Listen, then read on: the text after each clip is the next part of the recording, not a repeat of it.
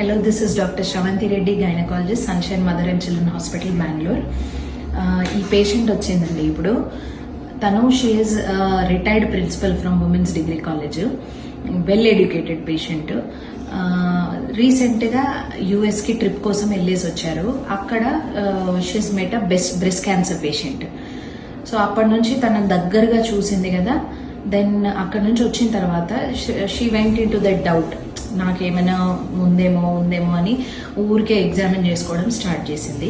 And past 3 days నేను అసలు ఒక గంట కూడా నిద్రపోలేదు మేడం. కంటిన్యూస్గా ఒక 100 to 150 times నా బ్రెస్ట్ ఎగ్జామిన్ చేసుకున్నాను. నాకు ఒక రకంగా బ్రెస్ట్ నొప్పి వస్తుందని చెప్పి వచ్చింది.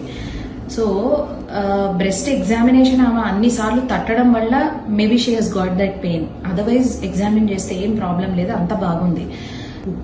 ఈ బ్రెస్ట్ ఎగ్జామినేషన్ అనేది మంత్లీ వన్స్ చేసుకోవాలి. మీరు ఫస్ట్ ఎక్స్టర్నల్గా ఎగ్జామిన్ చేసుకోండి. మిర్రర్ ముందర నిల్చొని 2 బ్రెస్ట్ సైజెస్ నార్మల్ ఉందా లేదా, ఏమైనా రెడ్నెస్ ఉందా, విజిబుల్గా నిప్పుల్స్ ఏమైనా లోపలికి వెళ్ళిపోయినాయా, స్కిన్ ఎలా ఉందనేది చూసుకోండి.